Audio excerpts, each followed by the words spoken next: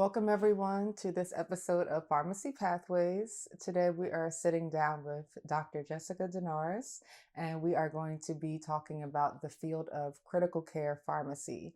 So she will be talking about her role, and she'll be sharing what she does on a day-to-day basis, the different sectors within critical care that she specifically focuses on, and we'll learn about her journey, both personal and professional, as to how she got where she is today.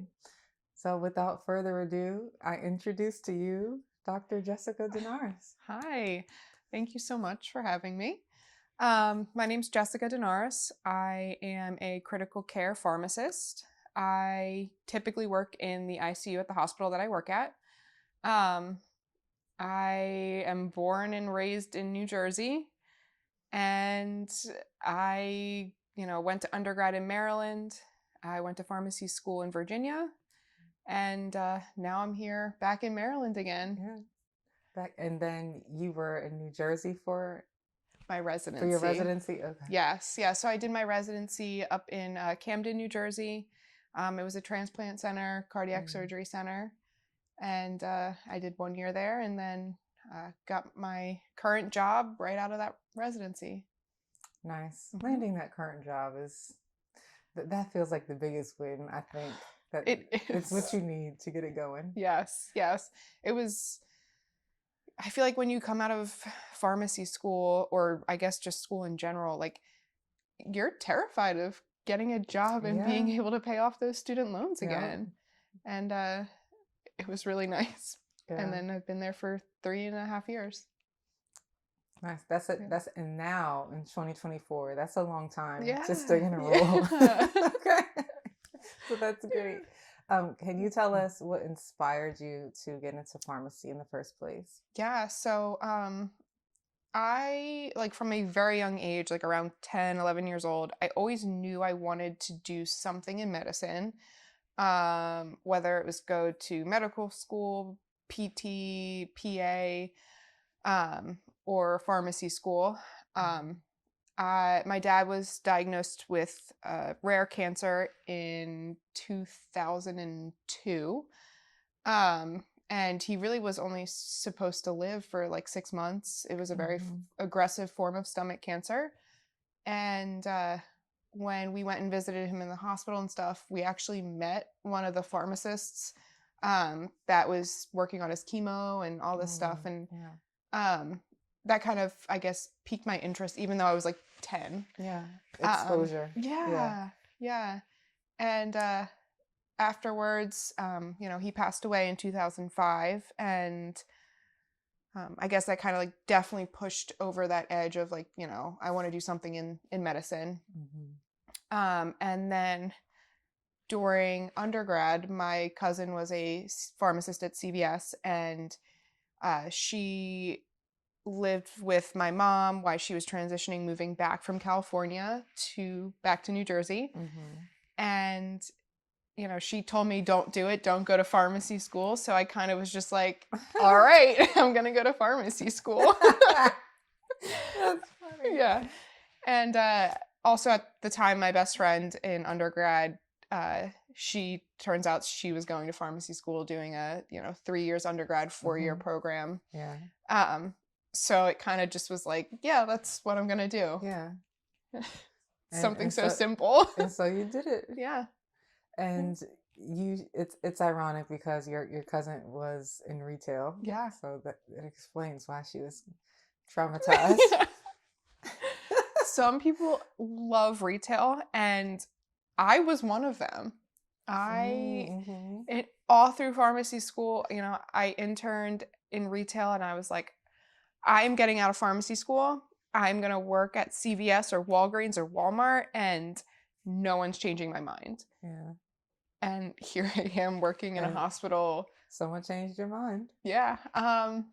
My last year of pharmacy school, during our APPE rotations, I did a neurocritical care rotation, and I loved it. It completely changed the game for me. I realized that is where my passion was for pharmacy, and I didn't want to do retail. So They're very similar Mhm. because they are both madness. Yeah. Like on the go, Yeah. like you're Chaos. not sitting down, you're not Yes. chilling. Mm-mm.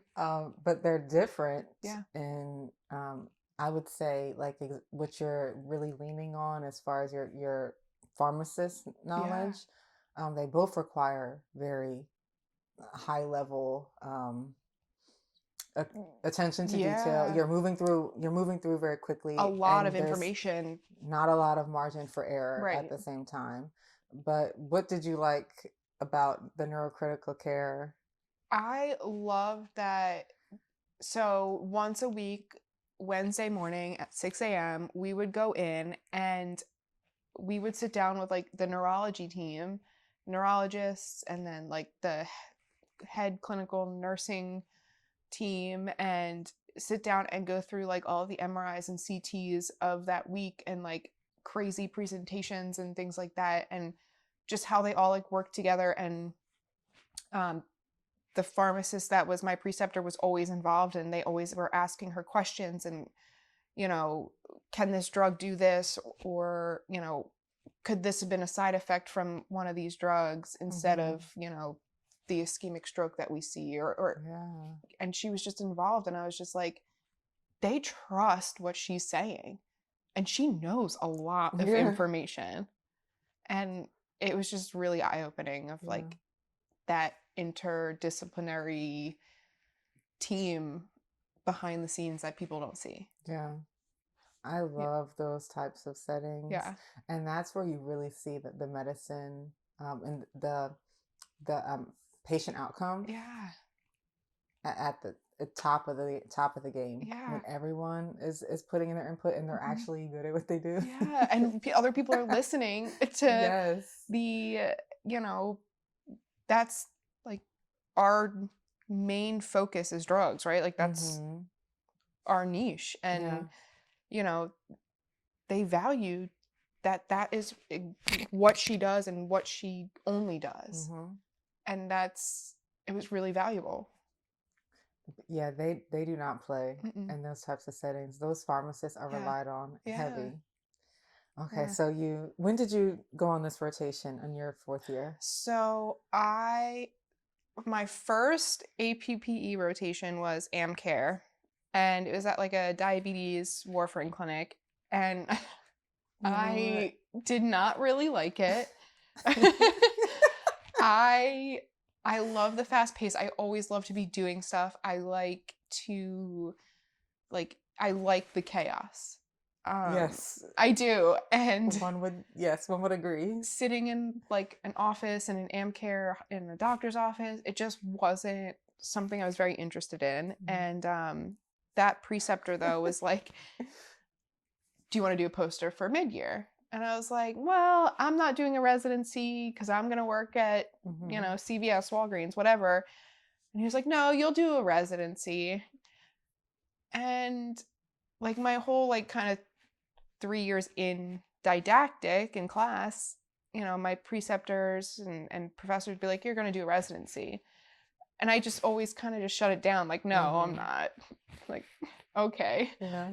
Um, and it turns out that uh, I did one, and I did go to mid-year and did present. It was the rotation right before going to mid-year Okay. in December. So right So before December. November. Yeah. Okay. And I was at mid-year, and I kind of decided like I'm going to do a residency, which is very late to the game. Yes, it is Yeah. because you're supposed to be scouting out in advance Yes. before mid-year who you want to go see at mid-year. You're Yes. supposed to come with your list Yes. ready. So you You were just sure are. free balling it Yeah. at mid-year, like just Yeah. walking around and I was. Yeah. Yeah. So but my friend who graduated pharmacy or went to pharmacy school graduated, and she was a year ahead of me because she did that 3-4 program. Mm-hmm. She was like, these are the things that I looked at. I kind of had some help in that area of Yeah. like, kind of look out for these things when you're there. Mm-hmm. You know, do some quick Google searches at night, you know, when you're in the airport, things like that. So that's what I did. And, you know, I looked at a bunch in Maryland and in New Jersey, some in PA, because I had, like, you know, friends and family that I could kind of stay with maybe for a year. Because you don't get paid. Yeah, it's not that great.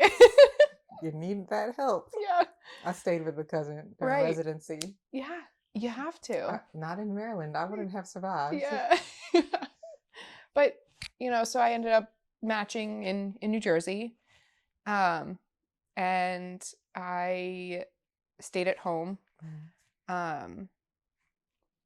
I don't recommend waiting till the last minute. Yeah. Yes. We're not advocating. Don't do it. But if you're not sure, there's no harm in applying, and yes, it costs money, but there's no harm in applying and going on interviews if you get interviews, because I think that, you know, it does put that little seed in your mind to be like, maybe this is an option. Yeah. That you didn't think about. So it's only too late after the deadline. Yeah. Of the application. That's when it becomes too late. Yes. Okay. Yes.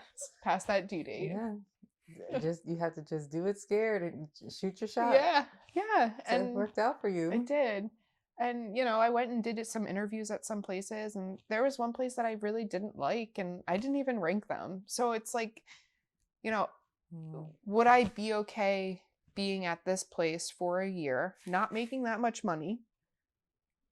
Or would I rather be somewhere out of, you know, these 5 other places that, you know, I liked and felt more comfortable at, or not get a residency at all? Yeah. And that one place I just did not feel that connection with, and felt like I wouldn't have been a good fit there. So I didn't waste my time or their time being there for a year if I didn't feel like that was going to be the right fit. Oh yeah, because you can feel it. Yes. On the interview. Yes. Yes. It's something in the air. Yeah. It's also in the, you can feel the energy between the person you're interviewing with. Yeah. Yeah. I had a interview like that, and I still ranked them. Right. I'm like you. I was like, no, I need a residency. I was like, no. Right. But thankfully I didn't match with them. Right. I put them. I think I put them last on my list. But you know. Yeah. Yeah. And then I actually I also put a program that was high. I ranked them higher than the program that I actually matched with, despite me not feeling the vibe. Right. Because I just wanted the program because of the name of the program and how rigorous the program was. Right. But I did not feel the vibe the entire time. Right. And so that also is something I wouldn't advocate for. Right. Yeah. I agree. If you're going to be miserable for a year, is it going to be worth it? With, you know, you're going to be miserable to some extent with resident, but you know, it's a give and take. It's relative, you know? Yeah. Like it is. Yeah. It's better. The work is going to be hard. Yes. But it's grueling. You at least need to feel like you fit in and mesh with that program. Yes. And the people that work there. So you're going to be working with them, you know, 12 days on, 2 days off, or depending on the program, you know, you work every other weekend, and maybe you get those comp days around the weekend you work. Maybe you don't. Yeah. You're doing life with them. Right. Like this. Yeah. So you have to be wise about it. Right. So how was your year in residency? What type of program did you match with? So it was just a PGY1, you know, general first year residency. You have your core rotations, you know, administrative, the projects that you have to do. But we also had a transplant center. So that was one of our rotations. I also they did cardiac surgery. I really, really liked my ICU rotations during that time. So as extra electives, I wanted to just go back to the ICU. Yeah. Yeah. You are different. I know. I just love it. Well, I should Yeah. say you guys are like you that work in the ICU, all of y'all. Yeah. It takes a different type of person to see. Could be death. It could be, you know, a trauma, Yeah. tragedy, you know, but also I think about those patients that we save, or the family that they are able to at least say goodbye, or that patient was homeless or doesn't have any family, and they were found down and now they're here, and they don't have anyone, but they have us. They have us caring for them, and if they do end up passing or making it out, like, we cared about them. And you did everything that you could. And we did everything we could, whether that was full code and intubating and all those things, or whether it was that's not what they would want, and it was compassionate care that we had to give. So I just think that, like, knowing that I care about that patient who was there, doesn't matter about their past, who they are, anything like that, just knowing that my team cares about them. Yeah. I think that's why I like it. Yeah. And the chaos. Yeah, and the chaos. Controlled chaos. I like to say the ICU is like controlled chaos, whereas like ER is more so just chaos. Yeah, I can imagine. It's not as controlled. Yeah. They control it to send it to us. And can you expand on that? Because ER and ICU, and to not do acronyms for just in case people. Yes. ER, emergency room. Yes. ICU, intensive critical unit. Intensive care unit, or intensive care unit. Yes. Okay.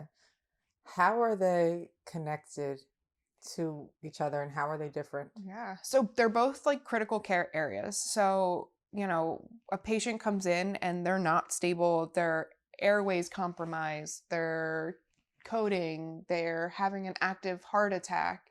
In the ER, their main goal is to just stabilize that patient, however that may be. Intubating, doing CPR with intubation, all those things, providing critical medications to that patient before taking them to the cath lab if they're having a heart attack. So it's stabilizing that patient enough to get them somewhere else in that hospital. Okay. So that to me is why it can be considered, just chaos, because it is like sometimes a free-for-all. Just get this patient stable and move them to where they need to be. For me, the ICU is more of that controlled chaos, where everything that happened is now being cleaned up a little bit more. They're stable sometimes. Relatively stable. Yeah. Right. Enough to move from the ER or a different unit to the ICU. And now we have to clean it up and see, like, okay, what happened? Why did this happen? Why did they end up in the ICU? What do we need to do now to figure out what happened?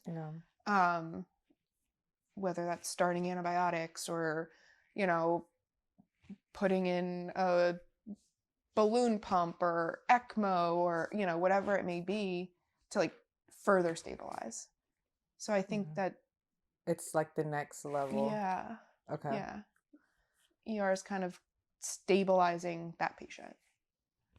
And when you were in your rotation, you were signing up for ICU your residency, and you were signing up for ICU rotations. Were you just like, I really like this, so I'm gonna do this while I'm here, or were you like, oh no, I want to become an ICU pharmacist? I think at first it was a little daunting. I mean, you're rounding with those providers in the morning, and they're asking questions, and you're expected to know your patient, and then, why they're on those meds, what they're for, what are the side effects, should we change it to a different med because it might give us better X, Y, and Z, or Yeah. it's daunting. It's a lot. Yes, it is. But that added value of trust and respect and just feeling that like I am helping my patients is kind of what made me go, okay, like this is what I want to do. Mm-hmm. I like grew up terrified of throwing up. Like that was like my biggest fear in life. Of you throwing up, or It just seeing other people in general. vomit in general? Yes. Okay. And now it's like I hear people vomiting It's all the hilarious. time. And it doesn't even faze me now. Yeah. And like, I just think back and I'm like, I never thought. But you would be able to do that. Yes. Yeah. Yeah. Like I've seen surgeries and things like that. And it's just like crazy how, not that it doesn't faze me, but it's like, this is so interesting. Mm-hmm. Crazy, but interesting. Yeah. And I just kind of was like, I want to be in that environment where I'm always doing something. And when you applied to your first job after Mhm. residency, Yeah. what was your goal? Because you started as a general clinical pharmacist, right? Yeah. So my like official title is like a clinical 2 pharmacist. So we at the hospital I work at have a decentralized model. So we have centralized pharmacists who do order verification, start heparin drips, start vancomycin dosing, and then we have pharmacists that then get dispersed on the floors. Okay. So we have our med surge floors, which are, sometimes post surgeries, post spinal surgeries, knee replacements, step down units from cardiac surgery, after our cardiac surgery unit step down, where they're extubated, already walking, all that stuff. And they're on telemonitors, so their heart rhythms being monitored. Okay. We have an ICU pharmacist. We have an ER pharmacist. We do have our like clin specs too, so our specialists. We have diabetes, infectious disease. We have another position that needs to be filled for like med safety. So we do have. You hear that, folks? Med safety is a big thing now with hospitals. We need to meet metrics and all those things for Joint Commission. So I think that position is actually going to be opening up kind of across the board for places. So I am kind of one of those pharmacists that is decentralized, where I go to the floors. I can go to any of our decentralized floors. I'm mostly 75, 85% of the time, and I'm in the ICU, except where we need extra coverage sometimes. Yeah. I also am trained in our central pharmacy, so for backup when needed. I also am trained in our heart failure clinic, which is one of our AmCare, which that's one of your favorites, right? Yeah. I mean, she loves AmCare. I'm also trained in our ER, so I rotate down there too sometimes when people need coverage. So I'm all around. You're all around. Yes. And you shared with me when we were on the phone that this wasn't what you applied to. Right. Like you were there 3 days into your new role. Yeah. And this opened up. So I was like just going to be like a flex position. So I was just going to kind of bounce where needed and not full time yet because they didn't have a position. And like 3 days in, my boss was like, hey, we have a full-time position opening, just apply and we'll just get you in. I didn't even like interview in person. It was a Zoom call. Just from my boss now that I had met on the phone, and then 2 of the clinical pharmacists that interviewed me, like I was like, this is going to be a good fit. Like I just had those vibes with them. Yeah. And I love it. So I want to ask, it's going to sound like a rhetorical question because it is, but I want you to elaborate and expand. Sure. What would medicine look like if there weren't pharmacists in the emergency room or ICU critical care setting?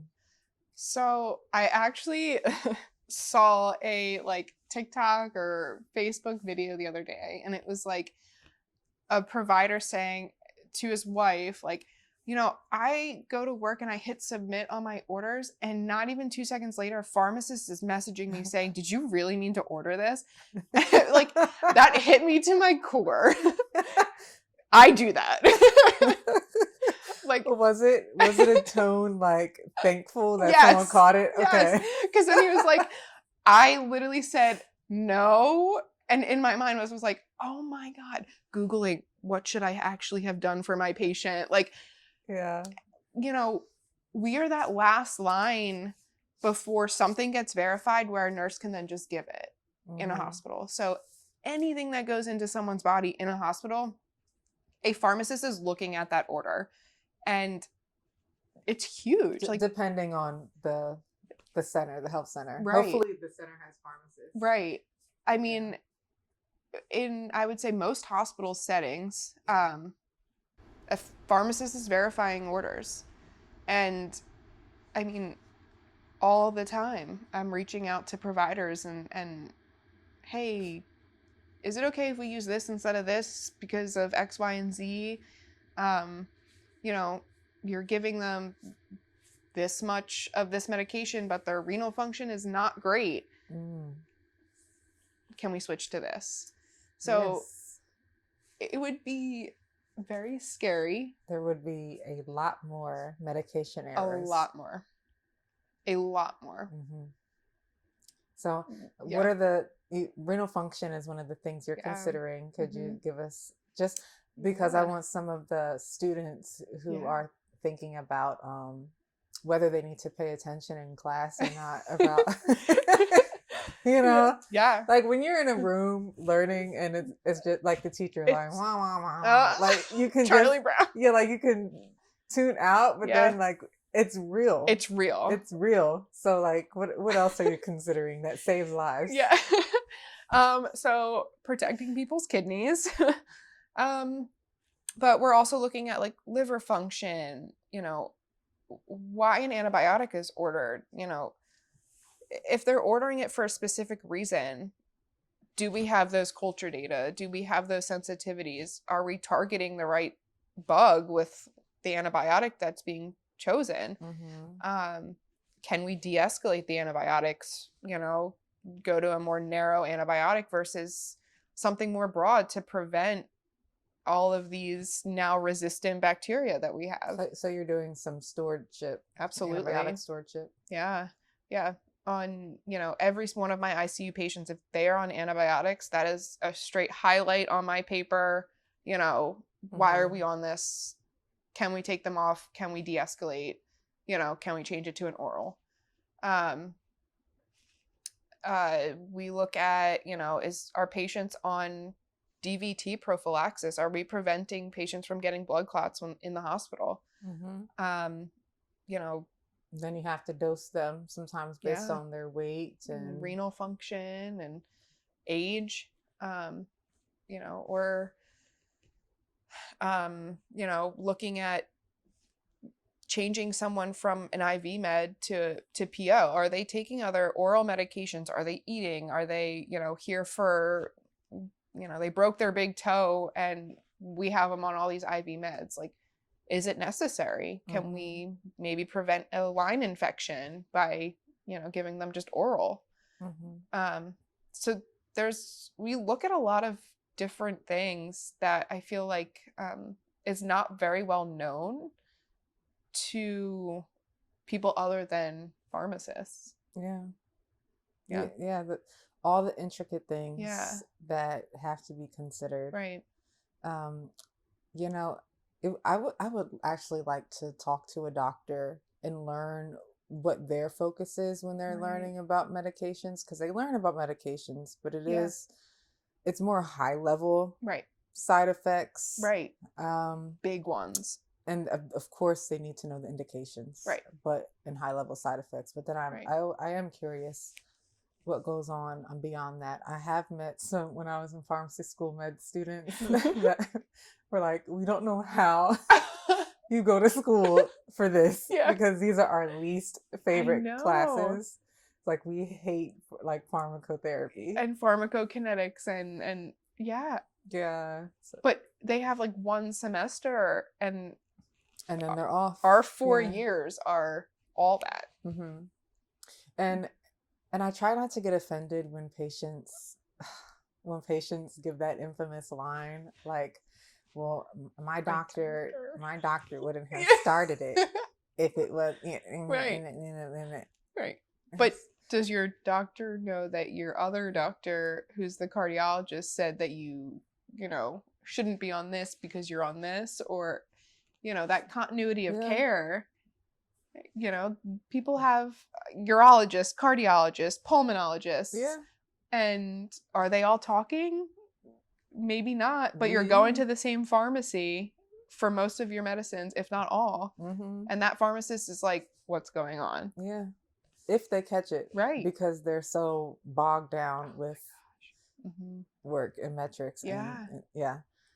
Yeah. So having a pharmacist is a wonderful thing. Yeah, it is. Yeah. So you work with several disciplines. Yes. You said nurses, doctors. Yeah. Do you work with surgeons? Sometimes, yeah. Okay. So I do round every morning with our cardiac surgery team. Okay. So from most of the time, our cardiac surgery patients come out of the OR relatively early afternoon, in the hopes that they're extubated usually within 6 hours. So usually I see most of them already extubated the next morning, and we kind of round on them and go over, just kind of daily stuff. And for the most part, they get downgraded pretty quickly out of the cardiac surgery unit. So usually those types of surgeons, and then like vascular surgeons. And then sometimes just, your general surgeon. They, do an X-lap. So, cut you open, see what's going on, and sew you back up. Do you work with social work teams? Yes. And yep. So we have a care manager who rounds with us every morning in our ICU rounds. We have sometimes our SLP team, so speech language pathologists. After people get extubated, it's sometimes hard for them to swallow, talk, and so those team members help. Usually physical therapy will round with us. Usually we have a nurse practitioner or a physician's assistant. PT, OT, wound care, nursing. So our wound care nurses, preventing pressure injuries. Nursing, charge nurse. It's a lot, yeah. Pretty solid team. Yeah, it's a pretty big team. And we usually invite, if patients' family are there and they would like to hear rounds, we invite them. And, for the most part, we kind of like talk shop, as we say. So we kind of go through and talk in, big words to people, and then you'll break it down. And then, later. The doctor will go back in and explain, kind of what we talked about, and if they have any questions and things like that. But at least then, we want them to feel like they're a part, and understand like all of these disciplines are, we're all working together to help your family member. That's awesome. Yeah. I love that. And I really love social work being there, because it's huge. If you just send that patient out to the world they don't have money, they don't have transportation, they don't have a place to stay. You did all of this, used all of these resources just to put them in the same situation again. So it's so important for them to be there. And medicines are expensive. Yeah. How are they going to keep up with their meds? Right. Yeah. I mean, all those brand name meds, and sometimes generic medications, they can't afford to eat, or they have to pick if they're going to eat or take meds and buy meds. And Do you help with getting patients enrolled on patient assistance programs? So programs where if they don't have a certain level of income, Yeah. the manufacturer will provide that drug to the patient? Yeah. So for the most part, I would say in the ICU, when patients are going to be discharged or downgraded out of the ICU, I will let our case manager know, like, hey, this patient is a new start Eliquis, is a new start Xarelto, they're going to be a new start Brilinta. Yeah. I let them know, like, these are high cost meds. And before they are discharged, usually our case managers or social workers are the ones who are doing all of that back end, patient assistance programs, things like that. If they are not done, but they are coming over to that heart failure clinic, sometimes that's a full circle moment for me where, I know that they're going to be going there, and I hand them that patient assistant form saying, when you follow up in a week, bring these forms. Yeah. Bring them filled out and bring, an income statement. So then, my coworker, she's like, don't worry, I got you, and sends it in, and we get them what they need. Nice. Yeah. I mean, it's huge. Those medications are very expensive. Yeah. And those patents Yeah. are there for a while. Right. Yeah. So you listed the different floors and sectors that you do within your role. What does the average day look like for you? And I guess average week also, if even day to day it changes a little bit. Yeah. So for the most part, I get in, print out whatever I need to print out, work up whatever. I round with the cardiac surgery team at 7:15. So you're ready to round by 7:15. What time are you getting into work? It depends. 6:30, 6:45, sometimes 7, depending on, how many patients are going to be in the cardiac surgery unit. Usually on Mondays, there's maybe one, if any. They'll usually just pop them over to the ICU. So we don't round on those patients until 10. So our cardiac surgery unit rounds will take 15 to 30 minutes. And sometimes they'll ask me questions about patients that are pending open heart surgery and, hey, can you look into this patient? So from say 7:45 until 10, I'm working up my ICU patients. So there are, in our cardiac surgery ICU and our intermediate care step down unit, there's 28 beds. So I could have 28 patients that I would be working up. In depth, work them up. Why are they here? What's going on? Not just why are they here, but what brought them to the ICU versus just going to a normal floor. Yeah. It's a difference. Why are they here? Right. Why are they here? Yeah. And then we round at 10 a.m.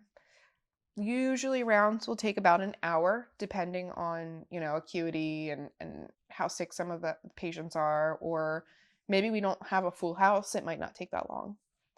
And then after rounds, I go through each of my patients again, and I update orders that we talked about, enter orders, DC things that we talked about, make all those changes. So if we talk about it on rounds and I get that okay, I just do it.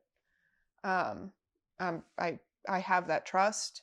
We have that, pharmacist provider agreement.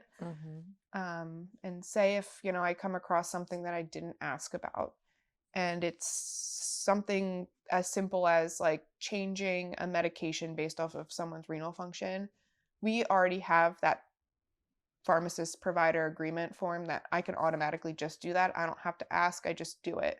I was going to ask, you have a Mhm. collaborative practice Yes. agreement? Okay. Yes, When and you it's said extensive. because there's a difference between verifying orders doctors sent versus you Yes, going in and and doing it. yes. Yeah, it's a big difference, Mm-hmm. and people are definitely scared of doing that. But we have a lot of autonomy where we work, and um, our director has really, really built the pharmacy program and the respect around our pharmacists, Mm-hmm. and it's really nice to have that and like practice to the full ability of my license. Yeah. What time of the day did we leave off? You said Oh, you're entering yeah. you're So entering your I would say like 11:30 by that time. Oh, we're still in the morning. Yeah. Okay. Yeah. Yeah. I'm tired already. Yeah. Okay, go ahead. So usually we'll say like rounds end at like 11:30, 12 o'clock. I'm done entering all of my orders. And then if something new comes in, I'm there bedside, what do we need? What meds, Mhm. etc. Or if there's like a really critical patient, instead of leaving that area, I'll sit outside that patient's room if the nurse has questions, needs new drips and things like that, where I can just be there and help out. Around 1, I will do my pre-op antibiotics, so surgeries for the next day. I place all of those pre-op antibiotics for surgical prophylaxis. So we have a like guideline of what we use, and those will probably be done around. There's been a lot of surgeries recently. I'd say like 1:45. Okay. We have a daily pharmacy huddle at 2:15. On between like those 30 minutes, I'll usually go back and look through some of my patients, follow up on things that maybe I needed to double check with the provider. If I was planning on maybe changing someone's insulin or something like that, going back and just looking at their blood glucoses and point of care testings to see should we not, should we wait. So just kind of like that little follow up. We have our daily staffing huddle, talk about shop and drug shortages and all that stuff. That's can be up to 15 minutes. This is different than the pharmacy huddle?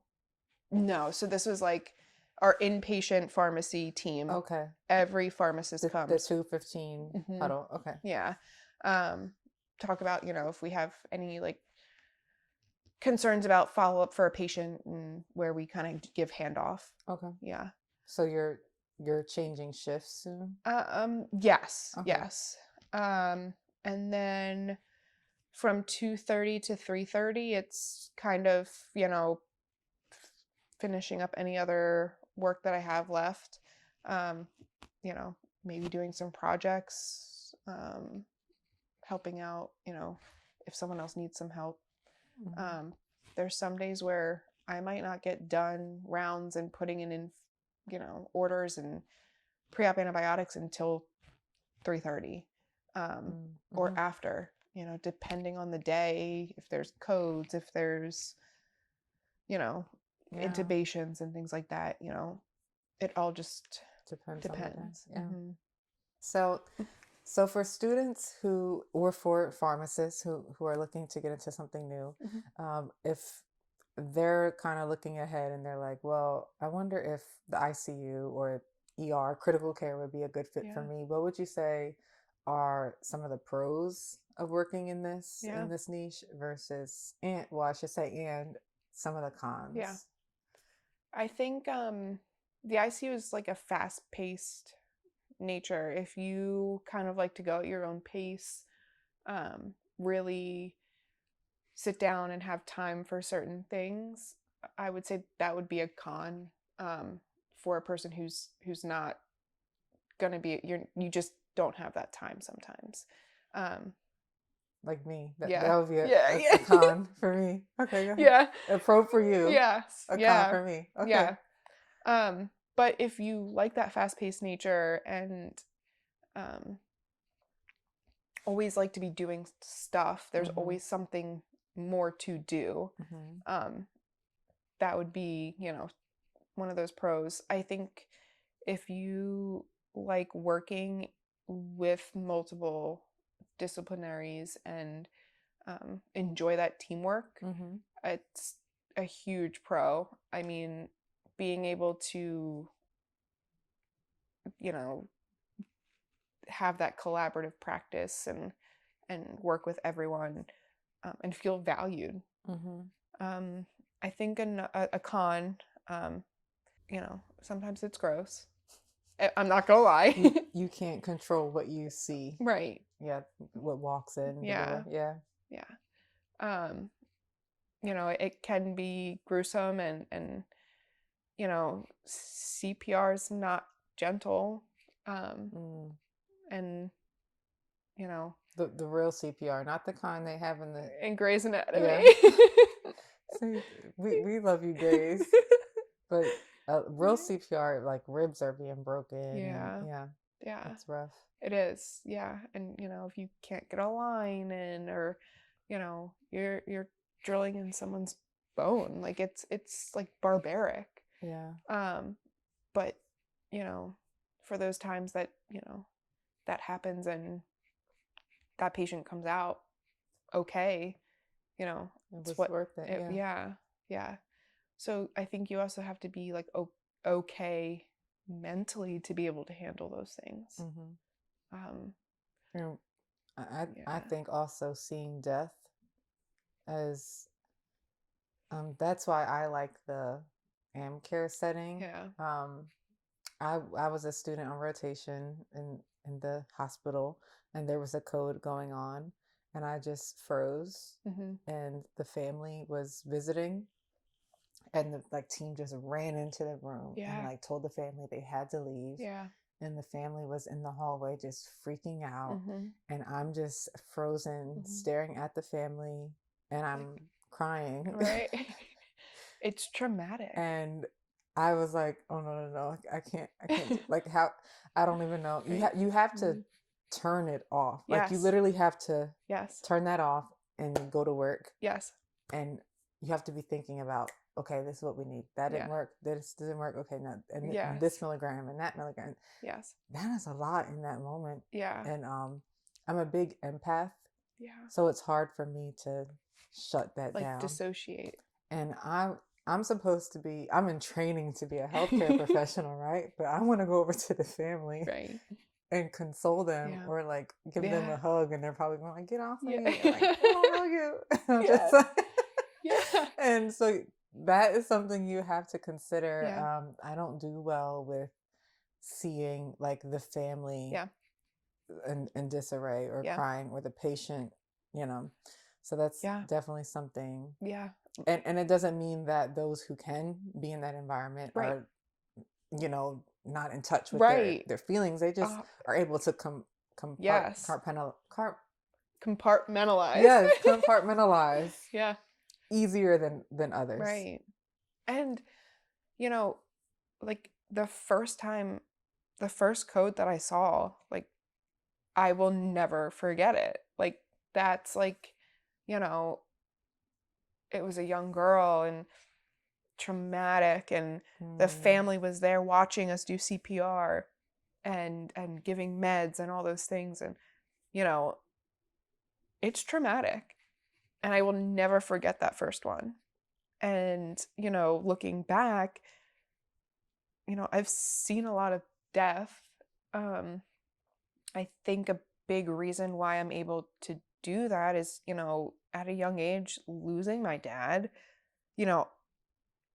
I dealt with death. I understood it. I kind of was able to accept it. You processed it. Helpfully. Yeah. And I think that was a huge thing as now as an adult, I'm able to, if someone passes and we did everything we could, we were there for that person. We loved them. We did everything we possibly could, whether they had family there or not. But you know, there's those few that, you know, you say they're never going to make it and they make a full recovery. And it's like, that's why I do it. Yeah. For those reasons. Yeah. Yeah. That's awesome. So that's something that they definitely need to consider. Yeah. Something else to consider would, I'm just thinking of other things. The hospital setting is, it doesn't matter if it's a weekend, it doesn't matter if it's a holiday, right? The hospital's always open. Yeah. So you Work have life. to be okay with working a weekend or yeah. holiday or yeah. And for some people that's fine. Some people that's not an option, right? Could be a con. Yeah. But for some people too, you know, you could work a pro side of that is, you know, we have people who work 7 days on, 7 days off. They know their schedule for the next 5 years if they're going to be there. It's not going to change. Yeah. So that could be a pro where that schedule's set, and if you want to take a week off, you have 3 weeks off in a row. Not bad. Ooh, yeah. That's nice. Yeah. Yeah. Okay. Yeah. What other things should they be considering in this environment? So they do need to be very clinically sound. Yes. In this position. Definitely clinically sound. You know, being a student and coming out of school, I was like, I'm not prepared. There's no way. I did my residency, and you know, you'd get asked questions and you'd answer and you'd be like, is that right? Did that come out of my mouth? And it's like, that's funny. You know it. You do actually know more than you think you do. And I think that my pharmacy school prepared me for my residency. My residency prepared me for the role. For the role. Yeah. I think that should be a quote. That should be a mid-year quote. They need to put that on the billboard. Yeah, like the little a sign before they walk into the mid-year room. Yeah. Girl, you better patent that. Yeah, you better patent that. That was good. Yeah. But it's true. Yeah. It's true. Yeah. I would have felt lost going from straight out of pharmacy school. I would have been so nervous to verify an order. Because now when you get out of a residency, you're expected to like start. Like my training was less than 2 months out of residency in my new role. It was, hey, you know how to use Epic, right? Yeah. Okay. This is what we do here. And that was kind of, you know, that's it. Yeah. Yeah. And unless you have someone willing to, like, if you've networked and you've created a relationship and someone takes a chance on you, that's different. But for the most of the time, if you've done a residency or fellowship, that first position, they're ready for you to be ready to go. Yeah. And most places now that like are hiring, they need help. I feel like everywhere in a hospital, CVS, Walgreens, Walmart, they're short-staffed. Whether it's pharmacy techs, nursing providers, like everywhere, it's short-staffed. Yeah. You're expected to jump in. Yeah. Yeah. What are the lobbyists doing for our professions? I feel like doctors are the only ones who are getting it done well right now. But you shared when we were eating earlier, you shared a really good story. Yeah. About it. It reminded me of what I just said. From what I just said, that if you make an impression on somebody, they're willing to give you a chance. Yeah. Without having a residency. Yeah. Yeah. And it also, another full circle moment. You were a student and preceptors saw something in you. Yeah. And we're like, no, she's not doing retail. Like she needs to go in this direction. We all see her passion. She just doesn't yet. Yeah. And that brought you to where you are now, and you're more fulfilled in this role than you would have been at a retail store. No doubt in my mind. No shade to retail. No, none. None. Because some people love it there. Yes. And we need y'all. Yeah. The world needs y'all. I loved it.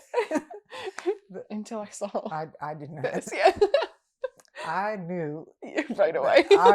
I was a pharmacy technician at a well-known chain. And I knew my first year, I was like, nope, not doing this. Yeah. But bringing it back to you. Yeah. So someone saw something in you and was like, no, Mm-hmm. you need to consider doing this. Mm-hmm. And you did. You're more fulfilled now. Yeah. Now you're precepting students. Mm-hmm.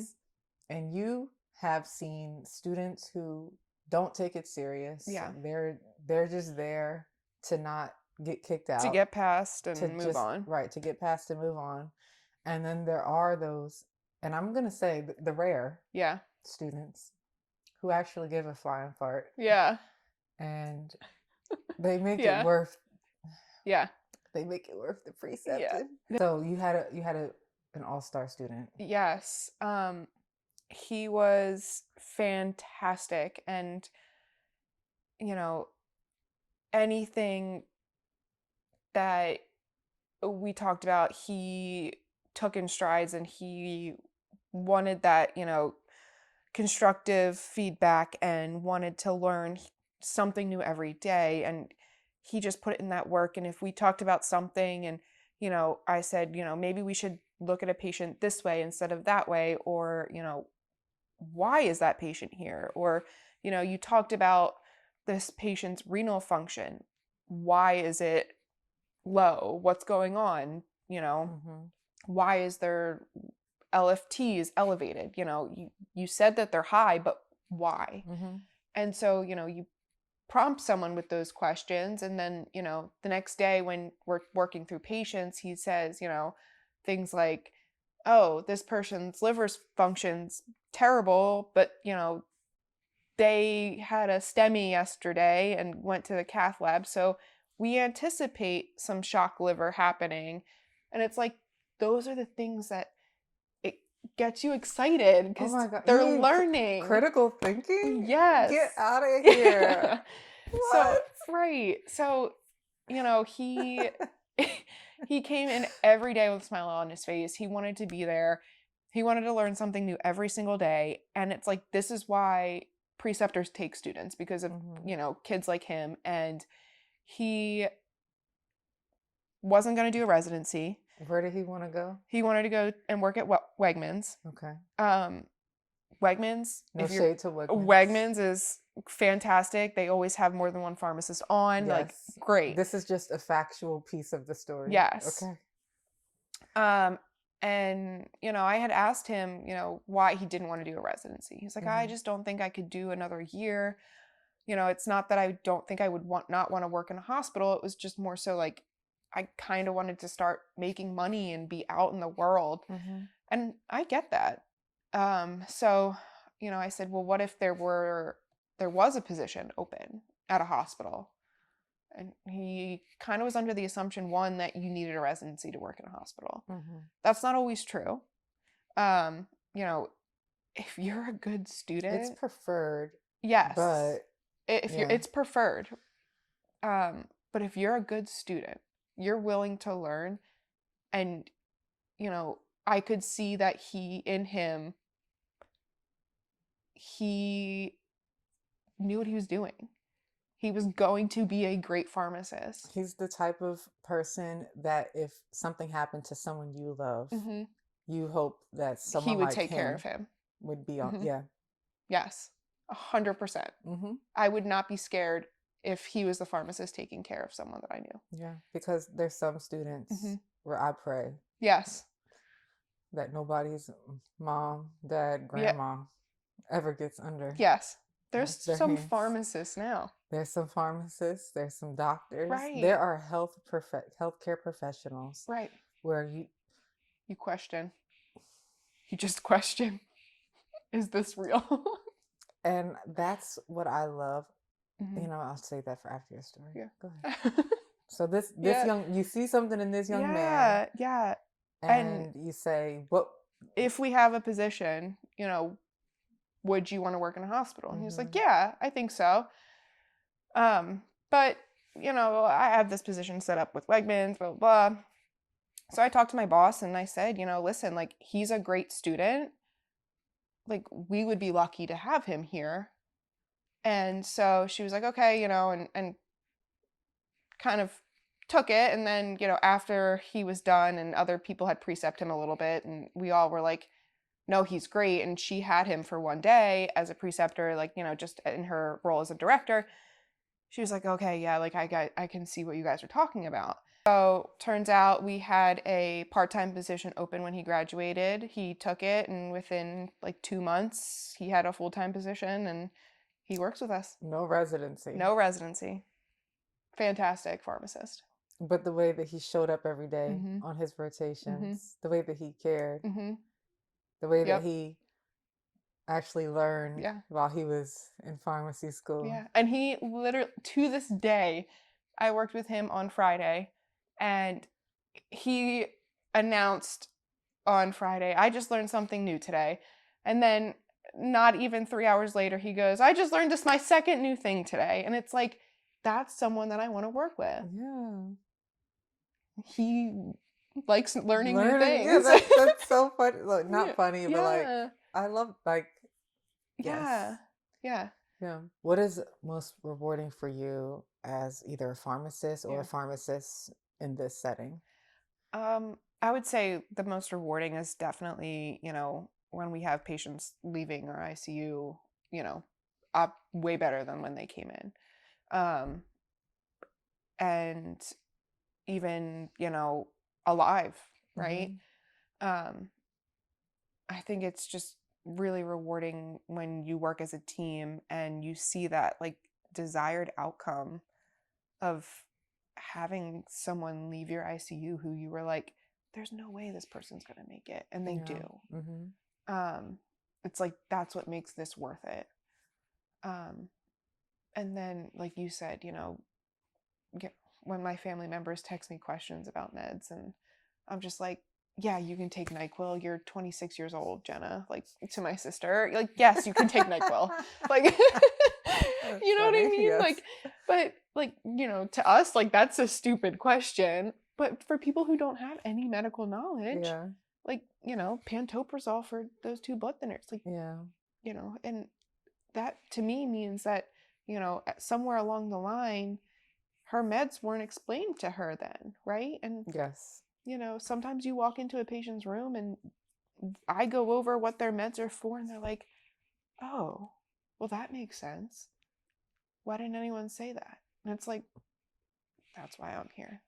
It's those moments Yeah. where you see the light bulb go off Yeah. in that patient's brain. Yeah. And within 1 minute, Yeah. they went from someone who was at risk Right. of being readmitted because Mm-hmm. they didn't understand the brevity of their Mm-hmm. medications to Not someone adherent. now, yes, to someone now who understands Yeah. what it does, Right. why it's important. Right. They are much more likely to be adherent, Yes. thereby less frequent in the hospital. Yes. It's huge. And that's like a big part of like, why we do our discharge counseling and talk to those high risk disease state patients and heart failure and diabetes, and this is why you're on these meds. This is why you need to control your blood sugar, and X, Y, and Z, and it's important. Mm-hmm. What would you say has been your biggest challenge thus far? I would say, I was definitely very nervous starting in that role. Making those relationships with those providers and gaining that trust. I think that was probably my biggest challenge. And then I would say, another challenge for me is I like to push myself. I like to,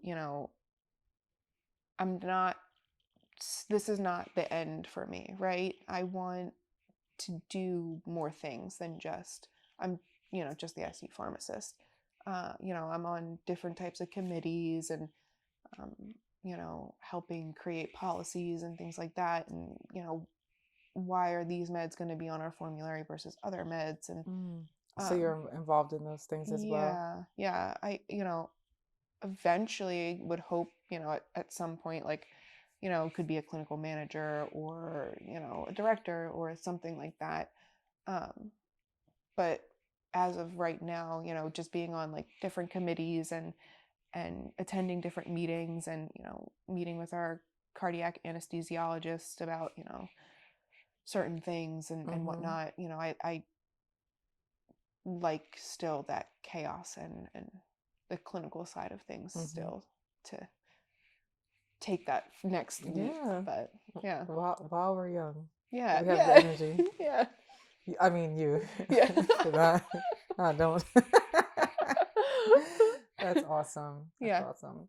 Yeah. And I feel like throughout our conversation, people probably have picked up on things that they should be considering if they're looking to get into this. So there's the pros and cons that they can consider. You shared that your program, your schooling prepared you for residency, and your residency prepared you for a program. But there are people who are just coming out of pharmacy school so sharp, right, and ready, and they're blowing people away on their rotations, and that's providing space for them to kind of skip steps that the rest of us had to take, so that's for people just coming out of pharmacy school. And then there's those who are been practicing for a while, and the same kind of goes. Like if you show up, because there's pharmacists, like we said, they've been practicing for a while, and you're almost like, who graduated you, and then who hired you, right? And what are we doing? Why are you here? Yeah. And then there's those where you're like, oh, no matter where they go, they're gonna kill it. Yes. Because that's just who they are. Yes. So is there anything else to add to that as far as if they want to get into this space? I mean, if you have any inkling that you might want to work in a hospital or might want to work in critical care, definitely put that early on in your, final year of rotations and feel it out. Yeah. Feel it out. And if you're not sure where you want to go or what you want to do at the end, there's so many options. Try to get a taste for everything that you can. Yeah. It's important. It is. Yeah. Exposure is going to be the best thing. Yeah. Even if you realize you don't like it. Right. Because that's helpful information. It's huge. That is intel to help you make a better decision. Like for me, my hospital rotations was intel that I don't want to do this. And for you, it was like, yes, this is it. Well, I want to thank you for your time here, for your wisdom, being willing to share. Thank you. And we're going to close now. And that's pretty much it. This is how we abruptly end our episodes. Thank you. Yes, thank you. And I hope you learned something new today, and I hope you have something to consider. Thank you for watching. Bye.